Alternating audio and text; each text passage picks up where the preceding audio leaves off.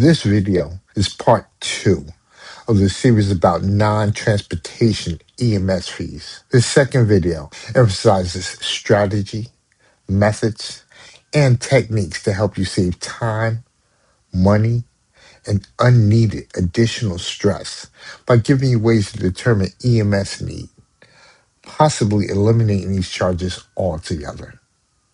Don't let price, coverage, or even fear deter you from contacting 911 if you feel you need these services.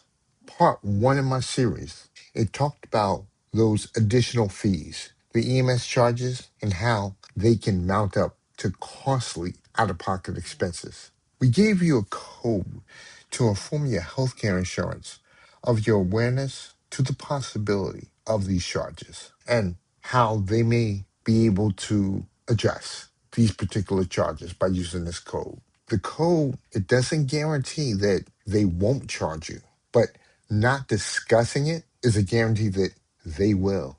Emergency EMS that results in non-transportation to a hospital can easily become your responsibility. If you're encouraged by EMS to go to the hospital for a further evaluation, take that ride because it can transfer responsibility from you to your insurance company. You avoid charges like EMS non-transportation service fees, equipment fees, evaluation without transportation charges, and a host of other fees. Manage costs while making sure you get the care that you need. Have a list of people that you can immediately contact to assist you. People like nurses or nurse practitioners, people that you know who are in your community. These people can offer you assistance on a professional level. Also, make sure that you have a person that has accessible transportation. Make sure that they can not only take you there, but sit with you while you go through your evaluation. That support is key. Make sure you become familiar with your evidence of coverage, your EOC. You get that from your insurance company. When you have that documentation, read through it. It's a long document, but highlight the areas that talk about the things you'll have to pay, talk about the different areas that they cover and they don't cover. Having that knowledge is critical. Also, contact your healthcare insurance provider or your agent or your broker. If there are things in your EOC that you don't understand, ask them questions. Allow them to give you an answer that you can understand. Ask them simple questions. Things like, am I going to be charged an EMS fee if I decide not to go to the hospital? Or what is the definition of a medically needed service? That's important. That phrase right there, it lets them know you are aware of potential charges. Ask them directly. Am I going to be covered if I contact EMS for the first time and ultimately decide not to go to the hospital? Is my insurance carrier going to cover me for that? Now, original Medicare, it's not going to, but some Medicare Advantage plans, they may have a caveat.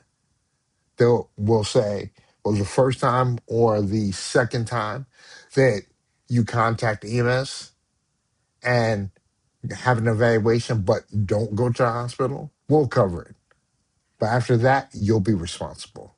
But you have to ask them, find out, reaching out to your county EMS and ask them, if I do call you guys and I don't decide to go to the hospital, what is the charge related to that? Your local fire department, they have a lot of information related to EMS. You can also contact your county. They'll direct you to the necessary people who can answer those questions for you. Again, this is all about obtaining the knowledge, getting the necessary information that you need.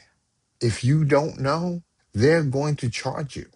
But another thing that's important, what is the extent of the medical knowledge that's coming from the EMS technician that's working with you? That's valuable because that information that they give you when you go to a hospital Or it might even help you to determine if you need to go to the hospital or not. Most EMS responders are going to recommend you seek services from a medical professional in a hospital. When they do that, it's up to you to determine if you're going to go or not with them. But if you've already called 911 and they send an ambulance, you might want to consider taking that ride, because taking that ambulance ride, it transfers the responsibility from you to your insurance carrier, because now this becomes a medically necessary charge. That's why I was telling you about that phrase. That phrase is important for you to understand. Medically necessary services. When you decide to go to the hospital, it now becomes medically necessary. And the insurance company needs to evaluate that differently. As mentioned, if you feel that you need to contact EMS or 911, don't let anything deter you. Make that call. Your health is the most important thing. Everything else, that can get worked out. But if you really feel you need to make that call, definitely make that call. If this information is helpful, consider subscribing to the A's, B's, C's, and D's of insurance planning for additional advice and strategies on navigating your insurance, managing your costs, and developing methods that can give you some peace of mind.